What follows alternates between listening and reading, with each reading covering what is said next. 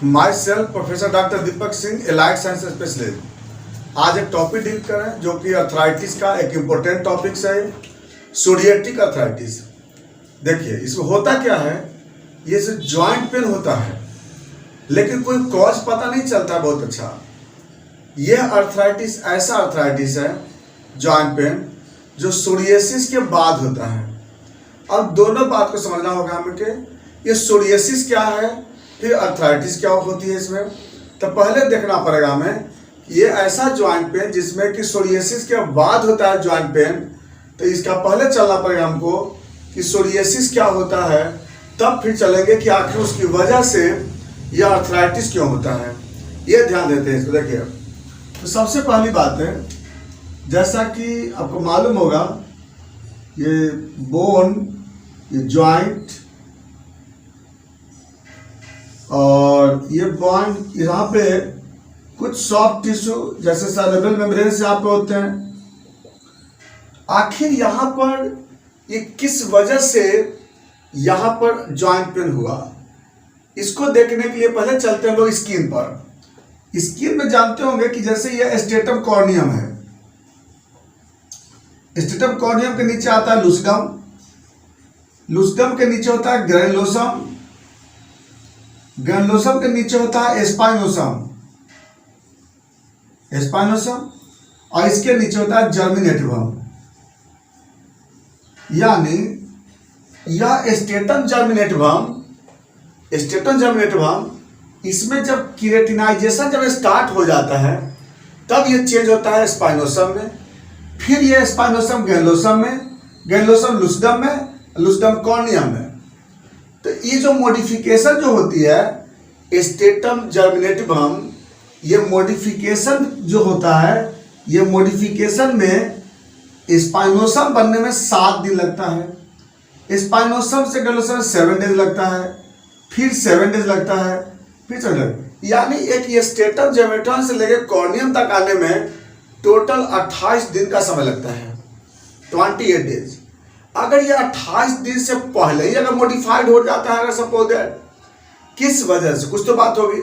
तो अगर by the way इसका मॉडिफिकेशन अगर 28 दिन की जगह अगर ये 8 दिन में हो जा रहा है, 4 दिन में होता है, 3 दिन में होता है, तो अगर ये केराटिनाइजेशन रेट अगर फास्ट हो जाता है, तो यह जो केराटिनाइजेशन रेट अगर फास्ट हो गया तो क्या होगा, एक्सेस डेड सेल का डिपोजिशन होगा क्या पे, स्किन के सरफेस पर। और ये एक्सेस डेड डिपोजिशन जब होती है स्किन के सरफेस पे, एक माइका के जैसा, वहां पे एक अवरक के जैसा एक लेयर बनता है। इसी कंडीशन को हम लोग बोलते हैं, जब बनता है ऊपर में लेयर तो ये ड्राई हो जाता है, इचिंग होता है, इचिंग होती है। इसको अब जब इचिंग करते हैं तो इसमें ब्राउनी जैसा, भूसी जैसा यहाँ पे कुछ सब्सटेंस बनता है। इसी कंडीशन को बोलते हैं सोरियासिस। यानी सोरियासिस का मतलब क्या हो गया, excess formation of keratinisation cell in epidermis, excess formation, और ये बहुत ज़्यादा बनता है ये। अब आगे बात चलते हैं, ये क्यों बन जाता है ये। तो केराटिन प्रोटीन जो होती है इसका एक्सेस सिंथेसिस होना, और एक्सेस सिंथेसिस होगा एक्सेस डिपोजिशन होना। केराटिन प्रोटीन ज़्यादा क्यों बन जाता है, तो केराटिन प्रोटीन बनने का रीजन है सबसे ज़्यादा, या तो जेनेटिक कोई प्रॉब्लम है, पहले तो पता नहीं चलता कि क्यों हुआ। कुछ केस में जेनेटिक कॉज होता है, ऑटो इम्यून के कारण भी हाइपर एक्टिव रिएक्शन हो गया वहाँ पे। ऑटो इम्यून के कारण क्या होता है, केराटिन प्रोटीन का फॉर्मेशन बढ़ जाता है यहाँ पे। जीन के कारण क्या होता है, केराटिन प्रोटीन बढ़ जाती है, और प्लस कुछ विटामिन डिफिशियंसी के कारण अबनॉर्मल केराटिन वहाँ पर डिपोजिशन होने लगता है, जैसे विटामिन ए या कुछ विटामिन बी कॉम्प्लेक्स है, इसकी वजह से भी ऐसा हो सकता है। और कभी कभी अगर स्ट्रेस कंडीशन आता है तब भी ऐसा हो सकता है। तो ये एक्सेस केराटिन प्रोटीन यहाँ बनने लगता है, और जिसके कारण क्या होता है, सोरियासिस होती है। यही केराटिन प्रोटीन किसी कारण से अगर ये ज्वाइंट पे आ जाता है ना, तो जब यहाँ पर एक केराटिन प्रोटीन एक यहाँ पर जब सेल को ड्राई कर सकता है, तो यही केराटिन प्रोटीन ज्वाइंट के सेल को भी ड्राई कर सकता है। और क्या होगा, ज्वाइंट में साइनोवियल फ्लूइड नहीं बनेगा। तो यही चीज क्या होती है कि यही केराटिन प्रोटीन माइग्रेट कर जाता है कहाँ पे, जॉइंट के एरिया पे, और यहाँ पे भी क्या होती है, एक्सेस केराटिनाइजेशन चालू हो गया।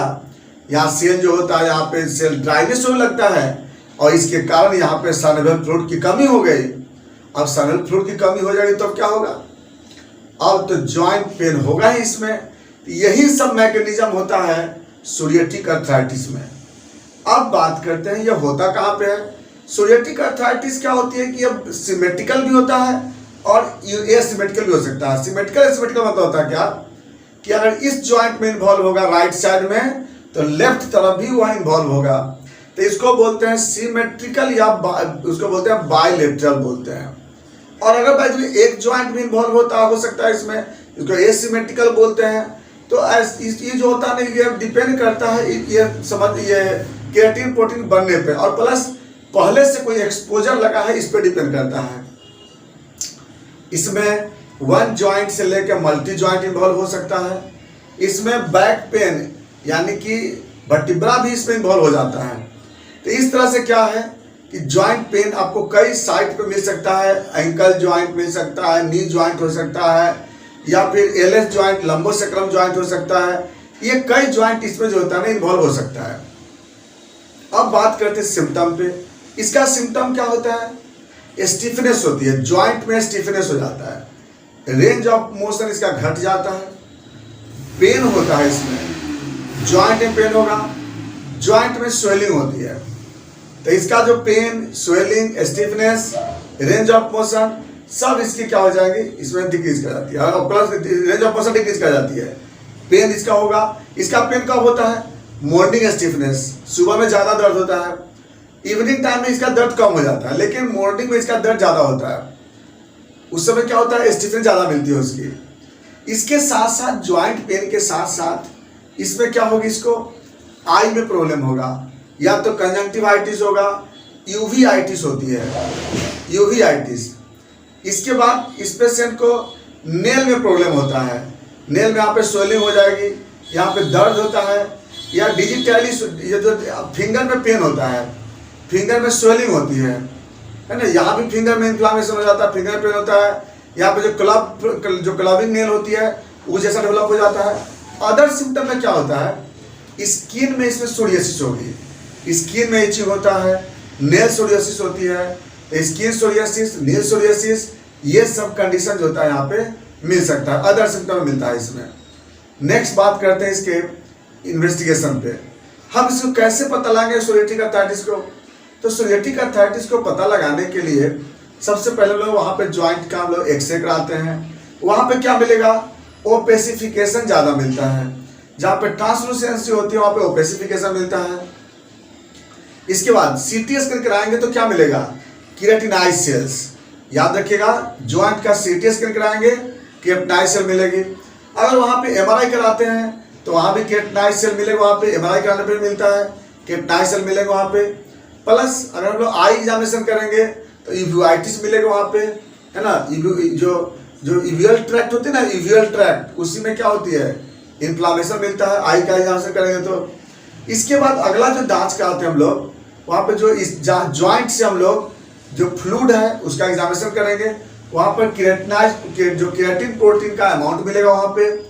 नेक्स्ट जो हम लोग कराते हैं, इसका जेनेटिक टेस्ट करते हैं या एलाइजा टेस्ट कर सकते हैं। ये सब जांच करते हैं, इसमें हमको रिपोर्ट में पॉजिटिव आता है सब।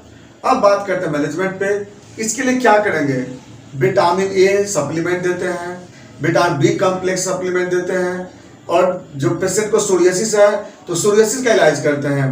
वहाँ पे कॉस्टिक सोडा ये सब से अवॉइड करते हैं, प्रॉपर शैम्पू यूज करते हैं। ये सब जो है ना सोरियासिस का, सोरियाटिक अर्थराइटिस का एक बहुत अच्छा ये सब कॉज है। ये सब मैनेजमेंट कर सकते हैं, मरीज इसका मिलता है। बस क्या होता है ना, हम लोग समझ नहीं पाते इसको, सोरियाटिक अर्थराइटिस को। हम लोग जो होता है या तो गाउट समझते हैं बहुत जल्दी, रूमेटिक या रूमेटॉइड समझ लेते हैं, लेकिन कभी सोरियाटिक अर्थराइटिस के बारे में भी ध्यान देना चाहिए कि मरीज को पहले प्रीवियस हिस्ट्री में अगर सोरियासिस रहा था, अगर है सोरियासिस था, तो उसको अर्थराइटिस होने का चांस बहुत होता है। बता दिए इसके बारे में कैसे अर्थराइटिस होती है। इसका जो ट्रीटमेंट है, इसको ट्रीटमेंट करने के लिए क्या करते हैं, सबसे अच्छा है इसके लिए सोरिनम है। सोरिनम बेस्ट दवा होती है, इसको रेगुलर चलाते हैं सोरिनम को। और अगर बाई द वे अगर दूसरी दवा चलाना चाहते हैं, कॉस्टिकम चलाते हैं इसके लिए। कॉस्टिकम ये जो होता है रेगुलर, इसको सुबह शाम देना पड़ता है। सोरिनम को वीकली देते हैं हम लोग इस पेशेंट को।